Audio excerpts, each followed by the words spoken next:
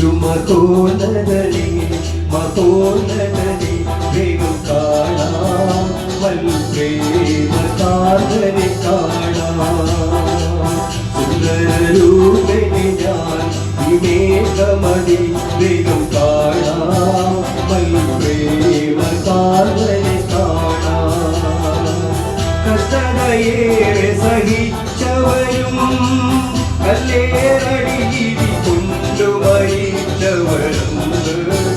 മശിഹായോടു വാഴുമ നാട്ടിൽ കഷ്ടതയേറെ സഹിച്ചവരും കല്ലേറടിയിടി കൊണ്ടുമരിച്ചവരും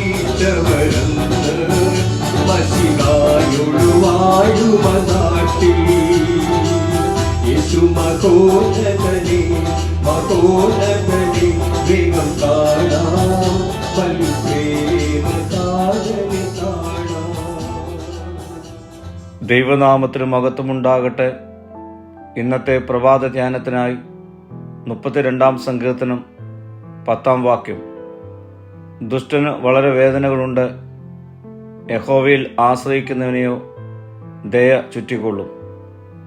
ദുഷ്ടന്മാരുടെ ദുഃഖങ്ങൾ വളരെയാകുന്നു, എന്നാൽ കർത്താവിൽ ആശ്രയിക്കുന്നവരെ അവൻ്റെ സ്നേഹം വലയം ചെയ്യും. ദൈവത്തിൽ ആശ്രയിക്കുന്നവരെയും ആശ്രയിക്കാത്തവരുടെയും ജീവിത അനുഭവങ്ങളെ ഈ വാക്യം താരതമ്യം ചെയ്യുന്നുണ്ട്.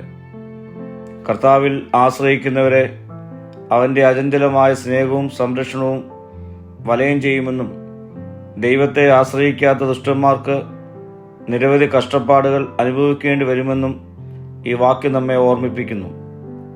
നാം ദൈവത്തെ പിന്തുടരുകയും അവൻ്റെ ഇഷ്ടം നമ്മുടെ ജീവിതത്തിൽ പ്രബലപ്പെടുവാൻ അനുവദിക്കുകയും ചെയ്യുമ്പോഴാണ് നാം ദൈവാശ്രയത്തിൽ ആയിത്തീരുന്നത്.